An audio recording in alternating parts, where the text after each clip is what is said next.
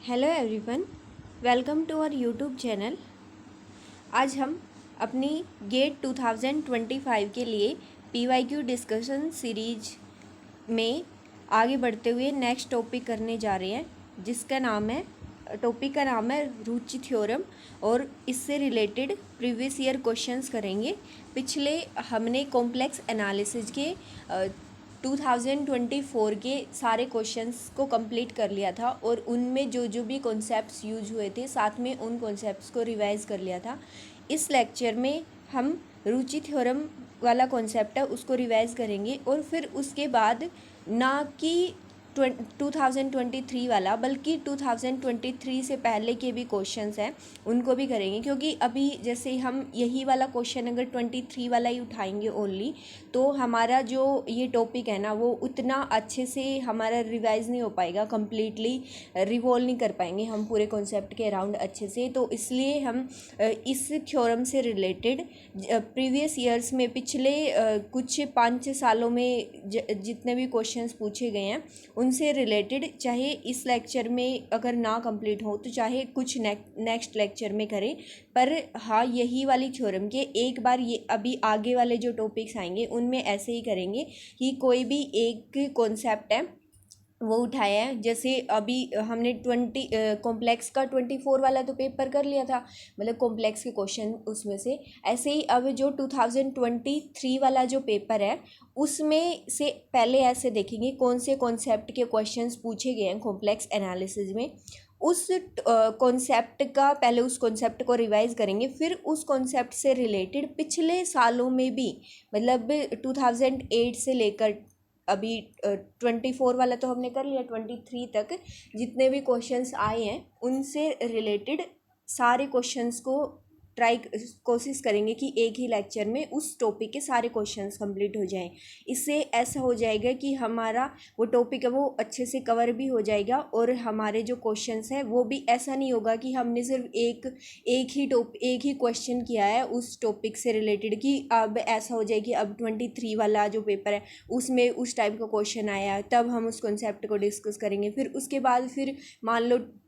2015 में कोई उसी कॉन्सेप्ट पे क्वेश्चन आया हो तो फिर से हम उसी कॉन्सेप्ट को करने लगेंगे। तो इससे अच्छा है कि हम एक बारी अपना कॉन्सेप्ट है सारे उस कॉन्सेप्ट से रिलेटेड सारे ही क्वेश्चंस ईयर वाइज लिख कर आपको मिल जाएगा ऊपर कि कौन से ईयर के कौन से क्वेश्चन नंबर किए हैं, कितने कितने मार्क्स वाले हैं। लेकिन एक लेक्चर में, एक या दो लेक्चर में उसी कॉन्सेप्ट से रिलेटेड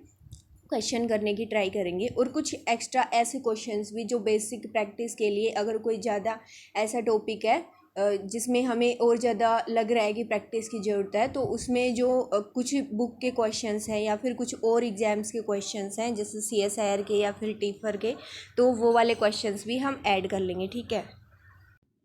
तो स्टार्ट करते हैं लेक्चर को। सबसे पहले है डेफिनेशन कि रुचि थ्योरम क्या स्टेट करती है। If fz and gz are two analytic functions inside a known a simple closed curve C, if mod of gz strictly less than a mod of fz for all z belongs to C, then fz plus gz and fz have same number of zeros inside C। तो इन्होंने statement में बोला क्या है कि हमारे पास कोई भी क्लोज्ड कंटूर है C, कोई भी क्लोज्ड कंटूर सी है। ठीक है, तो मान लो सर्कल टाइप का हो सकता है, इलिप्स टाइप का भी हो सकता है, कुछ इस टाइप का स्क्वायर टाइप का भी हो सकता है, कोई भी क्या होना चाहिए, क्लोज्ड कंटूर होना चाहिए। ठीक है, कोई भी सिंपल क्लोज्ड कंटूर। सिंपल का मतलब होता है कि वो अपने आप को इंटरसेक्ट नहीं करेगा। तो किसी भी सिंपल क्लोज्ड कंटूर के अंदर हमें दे रखा है कि हमारा जो कोई भी फंक्शन है वो एनालिटिक फंक्शन दे रखा है और उस फंक्शन को हम क्या कर सकते हैं, दो फंक्शंस की प्रोडक्ट में लिख सकते हैं। जैसे मान लो हमने लिखा कि कोई जो फंक्शन है ना वो ऐसे है, pz is equal to f(z) plus gz। ठीक है, हमने इसको pz मान लिया। दो ये एनालिटिक फंक्शन है तो ये दोनों fz और gz भी एनालिटिक फंक्शंस होंगे। ठीक है, तो ये बोला है कि अगर ये वाला फंक्शन ऐसे हम ब्रेक करके लिख सकते हैं, देखो fz प्लस gz दोनों एनालिटिक फंक्शंस हैं तो इनका जो सम है उसको हम pz मान सकते हैं, वो भी एनालिटिक फंक्शन है, उन्हें सिंपल क्लोज्ड कर्व C। ठीक है, मतलब ना तो उस कर्व के अंदर उसकी सिंगुलैरिटी होनी चाहिए एफ जेड जी जेड किसी की भी, ना ही कर्व के जो बाउंड्री है उसके ऊपर सिंगुलैरिटी होनी चाहिए। और ये वाली चीज़ बोल रखी है, ये वाली चीज़ इंपॉर्टेंट है, जी जेड का modulus less than equal to f z के मॉडुलस है। मतलब जो हमने पी जेड को सम की फॉर्मेट में लिखा है ना, एफ जेड और जी जेड, इनमें से किसी भी एक का मॉडुलस, जैसे मैंने मान लिया कि एफ जेड का मॉडुलस, मतलब हम चेक करेंगे मॉडुलस कर्व सी के ऊपर, एफ जेड का मॉडुलस अगर स्ट्रिक्टली ग्रेटर देन आ गया जी जेड के मॉडुलस है, मतलब एक का मॉडुलस है वो दूसरे के मॉडुलस से स्ट्रिक्टली ग्रेटर देन आ जाए, ठीक है, देन क्या बोलते हैं, देन जो ये पी जेड है ना, एफ जेड प्लस जी जेड, एफ जेड और जी जेड का सम है, पी जेड एंड जो ये बड़ा वाला फंक्शन जो आया है ऑन सी, ये वाली बात ध्यान रखनी, एफ जेड का मॉडुलस ग्रेटर देन है जी जेड से ऑन सी। मान लो अगर सी हमें दे रखा है mod Z is equal to 1 दे रखा है, तो जो हम ये एफ जेड और जी जेड का मॉडुलस निकालेंगे वो mod Z is equal to 1 के ऊपर, यानी यूनिट सर्कल के ऊपर निकालेंगे। तो अगर ये कंडीशन हमें मिल रही है तो हम ये बोलेंगे कि जो ये पी जेड है ना, एफ जेड और जी जेड का सम करके आया है, उसकी जो नंबर ऑफ जीरोज होंगे ना inside that contour C is equal to number of zeros of F Z inside that contour C. ठीक है, तो हम जो बड़े वाला जो फंक्शन है उसकी जितनी जीरोज होंगी गिवन कंटूर सी के अंदर, उतनी ही जीरोज जो ये इनका सम वाला जो फंक्शन है ना पी जेड जिसको हमने माना एफ जेड प्लस जी जेड, उसकी भी उतनी ही जीरोज होंगी इस कंटूर सी के अंदर। ठीक है, तो ये वाली है स्टेटमेंट, इनसाइड सी बोल रखा है। तो अभी देखो इसके एग्जांपल, जैसे हमें ये पी जेड एफ जेड कुछ ऐसा स्टैंडर्ड नहीं होता कि यही वाली नोटेशन मिले, कई बार ऐसा हो जाता है कि हमें f z is equal to something करके दिया जाता है फंक्शन, तो फिर हम क्या करते हैं उसमें से खुद ऐसे हमें खुद ऐसे ब्रेक करना पड़ेगा दो फंक्शंस की के सम की फॉर्मेट में। जैसे हमने एक को जी जेड मान लिया और एक को एच जेड मान लिया, तो इनमें से किसी ऐसा होगा, जैसे मान लो कि जी जेड जो आया ना, जी जेड का मॉडुलस है वो स्ट्रिक्टली ग्रेटर देन है एच जेड के मॉडुलस से ऑन द कंटूर सी, जो भी कंटूर सी दे रखा है। तो हम ये बोल देंगे कि जो ये सम वाला फंक्शन है ना जी जेड प्लस एच जेड, जिसको हमने एफ जेड माना है, जो हमें गिवन फंक्शन दे रखा है, उसकी जीरोज कितनी होंगी गिवन कंटूर सी के अंदर, वो कितनी होंगी जितनी इस वाले जी जेड की जीरोज है गिवन कंटूर के अंदर, क्योंकि यहाँ पर जी जेड है वो बड़ा है। ठीक है, तो हमें ये नोटेशंस है, नोटेशंस कुछ भी हो सकती हैं, एफ जेड जी जेड एच जेड चेंज करके भी दे सकता है, पर हमें ये ध्यान रखना है कि ओवरऑल हमारा कॉन्सेप्ट ये है कि कोई फंक्शन, हमें दो फंक्शन, हमें ये दिया होगा कि ये वाला गिवन फंक्शन है और ये कंटूर दे रखा है, तो इस कंटूर के अंदर इस वाले फंक्शन की कितनी जीरोज हैं। ठीक है, तो हमें इंस्टेंट तभी ये चीज़ स्ट्राइक हो जाएगी माइंड में कि हमें रुचि थ्योरम का यूज करना है, तो हमें उस फंक्शन को कोई दो फंक्शंस के सम की फॉर्मेट में लिखना होगा, ऐसे करके जी जेड प्लस एच जेड, उन दोनों का हमें मॉडुलस चेक करना होगा गिवन कंटूर के ऊपर। तो गिवन कंटूर के ऊपर ऐसा, और ये बात ध्यान रखनी है स्ट्रिक्टली ग्रेटर देन की कंडीशन है, इक्वल टू वाला कोई केस नहीं है यहाँ पर। तो जी एक का मॉडुलस स्ट्रिक्टली ग्रेटर देन होगा दूसरे के मॉडुलस से, पर ऑन सी बोला, उस मतलब जो उसकी बाउंड्री है ना सी की बाउंड्री, उसके ऊपर ये कंडीशन दी गई है कि इसका मॉडुलस इसके मॉडुलस से स्ट्रिक्टली ग्रेटर देन होगा। तब हम ये बोलेंगे कि जो ये हमने जो जिसका जो बड़े मॉडुलस वाला जो हमें पार्ट मिला है गिवन फंक्शन का, उसकी जितनी जीरोज होंगी उतनी ही हमारा जो रिक्वायर्ड फंक्शन जो हमें दे रखा है जिसकी जीरोज पूछी गई हैं उसकी भी उतनी ही जीरोज होंगी उसके अंदर। ठीक है, ये है स्टेटमेंट, तो ये वाली स्टेटमेंट है। अब हम इससे रिलेटेड क्वेश्चंस देखते हैं। देखो ये तो एग्ज़ाम का, हाँ ये वाला बेसिक क्वेश्चन है कोई भी। तो देखो अभी इसने बोला है कि f z find the number of zeros of F z is equal to this, ये 100 डिग्री की एक पोलिनोमियल दे रखी है इन द रीजन दिस, ये रीजन दे रखा है, तो कितनी नंबर ऑफ जीरोज होंगी इस ये जो गिवन 100 डिग्री की पोलिनोमियल दे रखी है इसके अंदर। अब देखो ये डी जो दे रखा है ना, डी क्या दे रखा है, वो कॉम्प्लेक्स नंबर जिनका मॉडुलस 1 से छोटा है, z belongs to C such that mod of z less than 1, यानी कि हमें ये mod of z less than 1 का मतलब है ये क्या है, ओपन यूनिट डिस्क है सेंटर्ड एट ओरिजिन, ये वाली दे रखी है हमें open unit disc centred at origin, boundary नहीं है। मतलब देखो इसने अब डिस्क की बात करें तो देखो जब डिस्क टाइप का भी दे दिया तो इसकी बाउंड्री क्या है, बाउंड्री के लिए कंटूर क्या बनेगा, ये वाली बाउंड्री है ना, ये ये वाली बाउंड्री है, तो ये mod Z is equal to 1 वाला कंटूर हमें दे रखा है, ये चीज़ हमें ध्यान रखनी है, ठीक है। तो अब ये कंटूर कौन सा है अपना, mod Z is equal to 1 वाला। तो हमें ये देखना है कि मोड जेड, या तो हम ये बोल दें कि इस डी के अंदर कितनी जीरोज हैं एफ जेड की, मतलब ये जो ओपन यूनिट डिस्क दी है इसके अंदर कितनी जीरोज हैं, या फिर हम ये बोल दें कि जो हमें कंटूर दिया ना mod Z is equal to 1, इसके अंदर कितनी जीरोज है। Mod Z is equal to 1 के अंदर, इसका मतलब इसके अंदर यानी इसकी बाउंड्री इंक्लूड नहीं करी, तो इसके अंदर यही वाला पोर्शन बचेगा ना मोड जेड लेस देन 1 वाला, ठीक है। तो ये एक ही बात है, इसमें कन्फ्यूजन नहीं होना है। तो अब देखो इसमें बोला है कि हमें बताने कितनी जीरोज है, बिल्कुल सिंपल वाला है ये। आगे फिर इसका थोड़ा एक्सटेंडेड वर्जन भी आएगा, उसको भी देखेंगे। पहले हम ये बेसिक वाला देखते हैं कि हमें 100 डिग्री की पोलिनोमियल दे रखी है। अब हम इसको दो पार्ट्स में ब्रेक करने हैं, अभी आगे ये भी देखेंगे कि किस तरीके से दो पार्ट्स में ब्रेक करना है, ठीक है। तो अब हमने एफ जेड को ब्रेक कर लिया दो पार्ट्स में, एक को हमने ये वाला मान लिया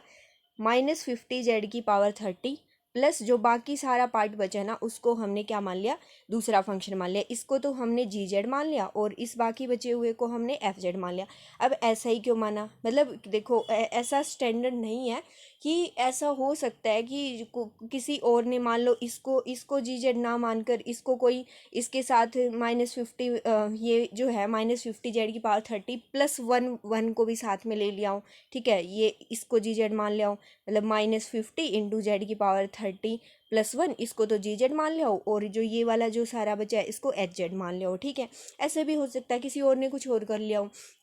मतलब अलग अलग ऐसा स्टैंडर्ड नहीं है कि हमने किसी को कि कौन से को मानना है। पर हाँ एक है मेथड, मतलब थोड़ा आइडिया है कि जब हम ऐसे कंसिडर करते हैं तो हमें किस तरीके से ब्रेक करना चाहिए ताकि हमें बार बार, अब ऐसा भी हो सकता है भाई जो वाला जिस तरीके से हम मान कर चले हैं उस तरीके से हमें कोई रिलेशन ही ना मिले एफ जेड जी जेड और एच जेड के मॉडुलस में, तो फिर हमें फिर से दूसरा फंक्शन मानना पड़ेगा, फिर से दूसरा, ऐसे करते करते ऐसा हो सकता है कि हमें थोड़ा ज़्यादा टाइम लग जाए अपने क्वेश्चन को सोल्व करने में। तो और एग्ज़ाम में तो हमें पहले ही लिमिटेड टाइम होता है, तो इससे से बचने के लिए तरीका एक ये है कि हम थोड़ा ऐसे आइडिया लगा सकते हैं कि जब हमें कंटूर है ना अपना कैसा दे रखा हो, mod Z is equal to 1 type का कंटूर दे रखा है, ठीक है, यूनिट रेडियस वाला, तो उस केस में हम क्या करते हैं, जो पूरी जो पोलिनोमियल हमें दे रखे हैं उसमें से बड़ा कोफिशेंट, जौन सी पावर का कोफिशेंट बड़ा है, कोफिशेंट याद रखना है, जौन सी पावर का कोफिशेंट बड़ा है ग्रेटर देन, मॉडुलस में greater than, negative positive sign को कोई लेना देना नहीं है, सिर्फ उसका जो मॉडुलस है ना कोफी जेड की जिस पावर का मॉडुलस बड़ा है बाकी पावर से, हम कोशिश करते हैं कि वही एक फंक्शन हम उसको ज़रूर उठाएं, ठीक है, या उसको उठा ले या फिर उसके साथ कोई जो कांस्टेंट टाइप की टर्म है। जैसे यहाँ पर देखो इसमें बड़ा कौन सा है, बड़ा कोफिशिएंट देखना, पावर नहीं कोफिशिएंट, तो जेड की सारी पावर्स में से बड़ा कोफिशिएंट ये वाला है -50 है ना, इसका मॉडुलस लेंगे 50 आएगा, तो 50 मॉडुलस वाला ये है जेड की पावर 30 वाला, और बाकी सारे देखो यार इसका 1 है, इसका 40 है, इसका 6 है और इसका 1 है, ठीक है। तो अगर जब हम मॉडुलस भी लेंगे ना, तो जब हम ये वाला अगर सिर्फ इसको भी अकेला एक फंक्शन उठा लें हम, तो इसका मॉडुलस कितना बनेगा, mod Z is equal to 1 के ऊपर देखना है, क्योंकि हम बोला था ना थ्योरम में कि ऑन सी देखना है, ठीक है। तो mod Z is equal to 1 के ऊपर इसका मॉडुलस क्या बनेगा, 50 बनेगा। और बाकी देखो बाकी ये जो टर्म्स बचेंगी ना इनका सम भी करेंगे ना, तो मैक्सिमम वैल्यू कितनी आ सकती है, यहाँ से 1, यहाँ से 40, 1 और 40 41 हो गया, यहाँ से 6 और 1 7, तो 7, तो देखो 48 आ सकती है मैक्सिमम टू मैक्सिमम वैल्यू। इसका मतलब ये वाला जो हम लेंगे ना इसका मॉडुलस हमें एक ज़्यादा मिलेगा ही मिलेगा, ठीक है। अब करने को ऐसा भी कर सकते हैं कि जो ये वाला है ये वाली टर्म और साथ में ये वाली टर्म को लेकर हमने एफ जी जेड मान लिया, ठीक है। तो अब बाकी जो बचे उसको हम एच जेड मान लें, ठीक है। तो वो वाला भी करके देखेंगे एक बार। तो अभी और जब ऐसा दे रखा हो, जैसे ये तो mod Z is equal to 1 type का दे रखा था, अगर यूनिट रेडियस से अलग कुछ टाइप का दे रखा है, मतलब कि जैसे mod Z is equal to 2 type का दे रखा है, तो उस केस में हम क्या कोशिश करते हैं कि हम एक फंक्शन, उन दोनों फंक्शन के जो सम में लिखना है ना उनमें से एक फंक्शन ऐसे वाला कंसीडर करें जिसकी पावर ज़्यादा हो, क्योंकि देखो वन वन वाला जब हम मान रहे थे ना mod Z is equal to one वाला, तो उसमें बड़ी पावर वाले का, जैसे यहाँ पर बड़ी पावर 100 है वैसे तो, अगर इसको एक फंक्शन माने तो वन की तो हम कितनी भी बड़ी से बड़ी पावर कर ले वो तो हमेशा वन ही मिलना है, तो उसके मॉडुलस पर कुछ ऐसा असर नहीं होगा कि वो कुछ बड़ा मॉडुलस बना दे ऐसे। पर अगर वन से बड़ा कोई नंबर है उसकी पावर, तो उसकी जब हम पावर लेंगे जितनी बड़ी पावर होगी उतनी बड़ी वैल्यू आएगी, है ना। तो ओन सी, अगर मैंने mod Z is equal to 2 लिया तो ओन ओन सी मतलब on mod Z is equal to 2, तो इनमें से ये वाली टर्म है ना 2 की पावर 100 बनेगी, और ये इन सारी वाली टर्म्स को ना सुपर पावर कर जाएगी, इन सारी टर्म से बड़ी आ जाएगी। तो इस वजह से हम कोशिश करेंगे उस केस में जब वन से अलग कुछ मॉडुलस दे रखा है, वन से अलग कुछ रेडियस टाइप का कंटूर दे रखा है, तो तब हम कोशिश करेंगे कि हम क्या करें, जो बड़ी पावर है ना जेड की उस वाले पार्ट को एक जी जेड या एच जेड कुछ एक पार्ट मानकर चलें जो हमने सम की फॉर्मेट में लिखा है उनमें से, ठीक है। अभी आगे इसको करेंगे भी, पर आइडिया यही था जनरल कि अगर हम ऐसा करके चलेंगे तो हमें ऑब्वियसली ऐसा मिल जाएगा कि एक फंक्शन जी जेड का मॉडुलस स्ट्रिक्टली ग्रेटर देन मिल जाए एच जेड के मॉडुलस से, ठीक है। तो अभी स्टार्ट करते हैं। जैसे हमें इस वाले क्वेश्चन में mod Z is equal to 1 के लिए बोला है, तो mod Z is equal to 1 के लिए बोला है, तो हमने देख लिया कि भाई ज़्यादा जो हाईएस्ट मॉडुलस वाली जो टर्म है इस गिवन पॉलिनोमियल में वो कितनी है, ये वाली। तो इस वाली को तो इसको हमने ऐसे करके लिख लिया, इसको ब्रैकेट करके साथ में लिख लिया, इसको जी जेड मान लिया और इसको एच जेड मान लिया, ठीक है। तो अब जो हम जी जेड का मॉडुलस लेंगे, ये बात याद रखनी है, one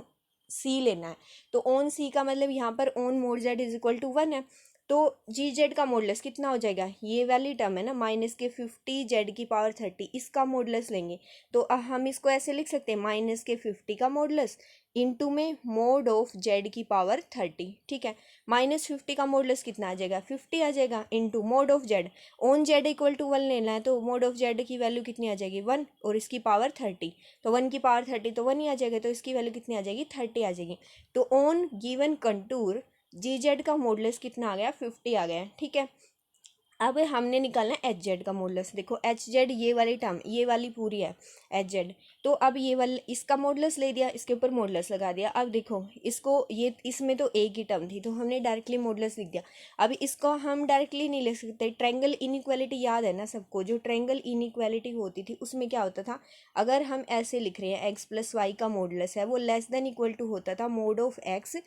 plus mod of y से, ठीक है। ऐसे कॉम्प्लेक्स नंबर्स में भी होता है कि z1 प्लस z2 का मॉडुलस है वो लेस देन इक्वल टू होता है mod of z1 plus mod of z2 से। तो वही ये सिर्फ दो के लिए नहीं, ये कितनी भी n टर्म्स के लिए ट्रू होता है। तो इसलिए यहाँ पर जो हमारी सारी टर्म्स थी हम इसमें क्या लिख सकते हैं कि इस पूरी जो टर्म का जो मॉडुलस है ना ट्रायंगल इनइक्वालिटी से खोल दे कि इसका modulus less than equal to हो जाएगा इसका मॉडुलस प्लस इसका मॉडुलस, इसका मॉडुलस, इसका मॉडुलस, सबका खोल दिया। अब जो ये वाली टर्म है यहाँ से हमें मिला मोड जेड की power 100 plus 40 into mod Z की power 10 plus 6 into mod Z plus 1 का मॉडुलस 1 ही हो जाएगा, ठीक है। अब हमें ये वाली चीज़ का मॉडुलस चेक करना है, on mod Z is equal to 1, mod Z is equal to 1 के ऊपर हमें चेक करना है।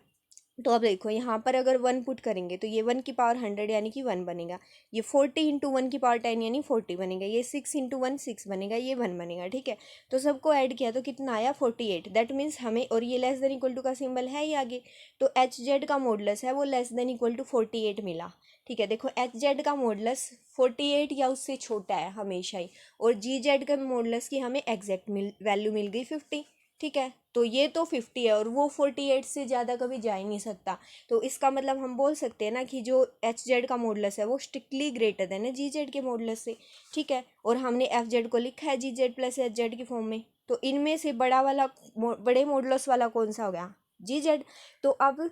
इसका मतलब जो गिवन फंक्शन हमें एफ दे रखा था उसकी जीरोज है ना मोड जेड इक्वल टू 1 के अंदर वो कितनी होंगी, जितनी जी जेड की जीरोज होंगी mod Z is equal to 1 के अंदर, and g z has same number of zeros inside mod Z is equal to 1 as f z, ये लिखना है यहाँ पर एज एफ जेड, ठीक है। तो अभी हमें ये चेक, हमारा काम क्या रह गया, जी जेड की जीरो चेक करना on mod Z is equal to 1, ठीक है। तो अब G Z is equal to 0, that means ये वाली चीज़ को जी जेड माना था इक्वल टू 0, यहाँ से हमें मिल गया जेड की पावर 30 इक्वल टू 0, जेड की पावर 30 इक्वल टू 0 मतलब z is equal to 0 with multiplicity 30, मतलब 0 0 0 0 करके 30 बार 0 0 आएंगे, यानी कि z इक्वल टू 0 एक जीरो है जी जेड की विद मल्टीप्लिसिटी 30, मतलब 30 टाइम्स, ठीक है। और ये देखो ये जीरो कौन सी है, z इक्वल टू 0, ये किसके अंदर है, mod z is equal to 1 के अंदर है ये जीरो, ठीक है। तो ये सारी जो 30 टाइम्स आएंगी सारी की सारी अंदर है, दैट मीन्स जी जेड की कितनी जीरोज है mod z is equal to 1 के अंदर, 30 जीरोज। तो इसका मतलब गिवन एफ जेड की भी 30 जीरोज हैं किसके अंदर, mod Z is equal to 1 के अंदर। Hence f z is equal to g z plus h z has 30 number of zeros inside c, ठीक है। सी जो हमने mod Z is equal to 1 ले रखा था। अब देखो ये 1 के लिए हो गया कि 30 जीरोज है। अब mod Z is equal to 2 के अंदर कितनी होंगी, या तो ये बोल दे कि mod Z is equal to 2, इसके अंदर कितनी है, या फिर ये बोल दे on mod Z less than 2, ये डिस्क के अंदर, या फिर mod Z is equal to 2 के अंदर, इसकी बाउंड्री को छोड़कर, वही तो हो जाएगा मोड जेड लेस देन 2 में कितनी है, ठीक है। तो अब अगर फॉर यही लिख रखा है फॉर लास्ट क्वेश्चन, अगर हमें डी दिया हो मोड जेड लेस देन 2, तो इसमें हमें बताना हो कि कितनी नंबर ऑफ जीरोज हैं। तो इसमें हमें जो क्या करना होगा, हम मैंने बोला था ना कि हम कोशिश करेंगे कि क्या करके चलें कि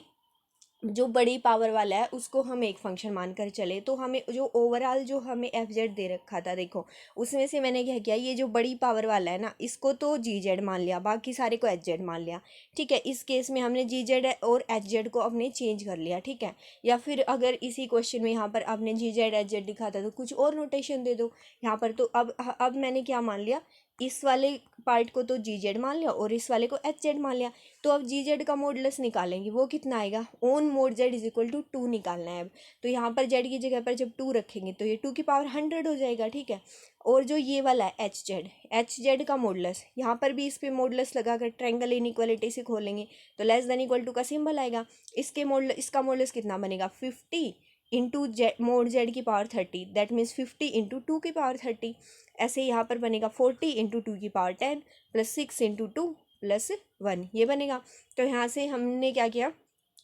10 इंटू 2 की पावर 10 को कॉमन निकाल लिया, जैसे यहाँ से बनेगा ना 50 को लिख सकते हैं 5 इंटू 10 इंटू 2 की पावर 10 करके इंटू 2 की पावर 20 करके लिख सकते हैं फर्स्ट टर्म को। ऐसे ही सेकेंड वाली में भी, तो इन दोनों टर्म्स में से मैंने क्या कर लिया, 10 इंटू 2 की पावर 10 को कॉमन निकाल लिया सिर्फ सिंप्लीफाई करने के लिए। तो यहाँ से हमें मिला 5 बच गया, 2 की पावर 20 बच गया, प्लस यहाँ से बच गया 10 गया तो 4 इंटू 1 बच गया। तो यहाँ से 6 2 जा 12 प्लस 1 13 हो गया। ये वाली वैल्यू देखो, ये 2 की पावर 10 इंटू 10 करके है और प्लस 13, ये वाली वैल्यू हमेशा 2 की पावर 100 से तो हमेशा ही छोटी रहेगी। तो हम बोल सकते हैं कि जी जेड है उसका मॉडुलस स्ट्रिक्टली ग्रेटर देन होगा एच जेड के मॉडुलस से on mod Z is equal to 2। That means inside mod Z is equal to 1, mod Z is equal to 1 के अंदर f z has equal number of zeros that g z has. और g Z कितना है, ये वाला Z की power 100, तो Z की पावर 100 को जीरो पुट किया तो जेड इक्वल टू 0 है 100 टाइम्स। दैट मीन्स कि जेड इक्वल टू 0 100 टाइम्स। और हमें पता है ये जेड इक्वल टू 0 जो मिली है 0, ये तो हमेशा इनसाइड है mod Z is equal to 2 के अंदर, ठीक है। तो इसका मतलब कि कितनी जीरोज हो गई जी जेड की, 100 जीरोज हो गई inside mod Z is equal to 2। तो मोड जेड इक्वल टू 2 के अंदर इसकी 100 जीरोज हो गई। दैट मीन्स जो गिवन एफ जेड है उसकी भी 100 जीरोज हो गई किसके अंदर, mod Z is equal to 2 के अंदर। तो ये वाला आंसर आ गया 100। अब देखो इसके बाद एक इसी क्वेश्चन में हम जनरलाइज करते हैं, एक अच्छा सा कॉन्सेप्ट है कि अगर ये तो हो गया कि भाई हमें ये दे रखा हो mod Z is equal to कुछ आर के अंदर पूछ रखा है, पर अगर हमें एनुलस टाइप का रीजन दे रखा हो, जैसे इसी क्वेश्चन में हमसे ये पूछा होता कि ये एनुलस है, ये वाला दे रखा है, ठीक है, ये वाला 1 से ग्रेटर देन है मोड जेड और लेस देन है 2 से, इसके अंदर कितनी जीरोज होंगी, ठीक है। तो अब 1 से ग्रेटर देन और लेस देन 2, अब ये भी तो सिंपल क्लोज्ड कंटूर है। तो अब इसके अंदर इस वाले रीजन के अंदर कितनी ज़ीरोज़ होंगी हमें ये बताना है। तो इस वाले रीजन के अंदर देखो हम ग्राफ से ही देख सकते हैं कितनी ज़ीरोज़ होंगी। जितनी ज़ीरोज़, मान लो ये रेड से मैंने डिनोट किया मोड जेड लेस देन 2 के अंदर, ये वाला मोड जेड लेस देन 2 वाला रीजन है, इसके अंदर जितनी ज़ीरोज़ होंगी उनमें से अगर मैं क्या कर दूं, ये वाला ग्रीन से मैंने नोट कर दिया मोड जेड लेस देन 1 के अंदर जितनी जीरोज हैं, ये रेड वाले में से मैं ग्रीन वाला पार्ट हटा दूं तो ये वाला बचेगा ना, ब्लैक वाला, यहाँ वाला, ठीक है। तो यानी कि मोड जेड ये एनुलर टाइप का जो रीजन है इसमें कितनी जीरोज होंगी, जितनी मोड यहाँ पर बड़ी रेडियस वाला जो है दे रखा है सर्कल, उसमें जितनी जीरोज है उसमें से छोटी रेडियस वाले में जितनी जीरोज है वो घटा देंगे उसके इक्वल। जैसे कि मान लो मैंने ये कुछ जीरोज़ निकाली, मोड जेड लेस देन 2 में जितनी है उसमें से मैंने मोड जेड लेस देन 1 में जितनी थी वो वाले रिमूव कर दी, तो ये वाले रिमूव कर दी, मान लो ये मैंने हटा दिया यहाँ से, तो यहाँ पर क्या हो जाएंगी, ये वाली बच जाएंगी ना जो इस वाले रीजन में जो जीरोज रही, तो एनुलस में ऐसे आएंगी। तो यानी कि ऐसे अगर दे रखा होगा ना हमें कि R1 से ग्रेटर देन है mod of z less than है R2 से, तो mod Z is equal to R2 के अंदर जितनी जीरोज हैं उसमें से घटाना पड़ेगा mod Z is equal to R1 के अंदर कितनी जीरोज हैं उन सबको, तब हमें मिल जाएगा कि इस वाले एनुलस के अंदर कितनी जीरोज है। अभी जैसे इस ऊपर वाले क्वेश्चन में ही देखो, इसमें हमें क्या बोल रखा है कि हमने निकाला कि मोड जेड लेस देन 2 के अंदर जो नंबर ऑफ जीरोज मिली है वो 100 मिली हैं, है ना, और मोड जेड लेस देन 2 में तो हमें 100 मिली हैं, और मोड जेड लेस देन 1 में हमें कितनी मिली है 30। तो 1 और 2 के बीच में जो एनुलस है उसके अंदर कितनी मिली होंगी 100 - 30, यानी कि 70 जीरोज मिली हैं गिवन एफ जेड की, ठीक है, एनुलर रीजन में। तो अगर एनुलर रीजन में पूछेगा भी तो हमें पहले उसकी जो एनुलस की जो बड़ी रेडियस है उसके लिए निकालनी है कितनी होंगी, उसमें से उसकी छोटी रेडियस में जितनी है वो वाली रिमूव करनी होंगी, तब हमें मिलेगा कि उस एनुलर रीजन के अंदर कितनी जीरोज हैं, ठीक है। तो इस वाले लेक्चर में यहीं तक करते हैं। ये वाला हमने सिर्फ इस कॉन्सेप्ट को रिवाइज किया है और इससे रिलेटेड हमने एक बेसिक क्वेश्चन किया है। ये वाला हमारे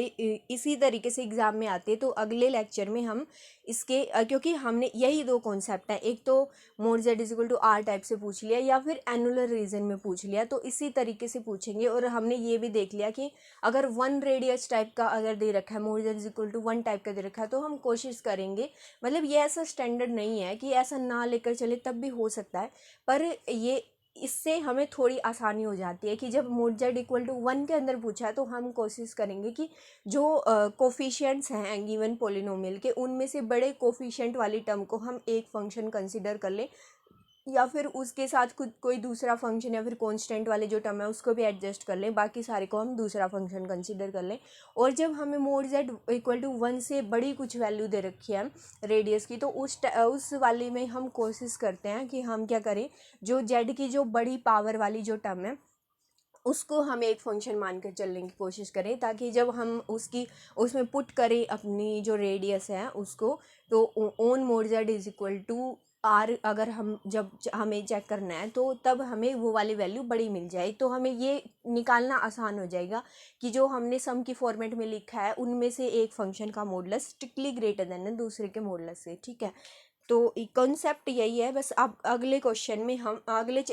लेक्चर में हम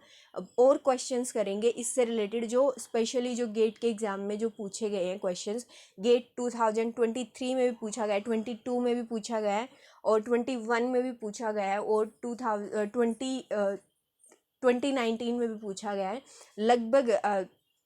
लगभग हर साल क्वेश्चंस आते हैं, कभी रेयरली ऐसा होता है कि बीच में एक साल छोड़ दिया हो, नहीं तो क्वेश्चंस हमेशा बनते हैं इस वाले कॉन्सेप्ट के ऊपर। और बहुत अच्छा कॉन्सेप्ट है, बस एक बार हमने अगर 7-8 क्वेश्चंस की भी अच्छे से प्रैक्टिस कर ली ना, जिस तरीके के आते हैं, तो हमारा ये कॉन्सेप्ट बिल्कुल अच्छे से पक्का हो जाएगा। आई होप नेक्स्ट वाले लेक्चर में हम एक बार इसको अच्छे से इसके सारे क्वेश्चंस को कवर करेंगे, तो तब आपका ये कॉन्सेप्ट बिल्कुल अच्छे से कवर हो जाए।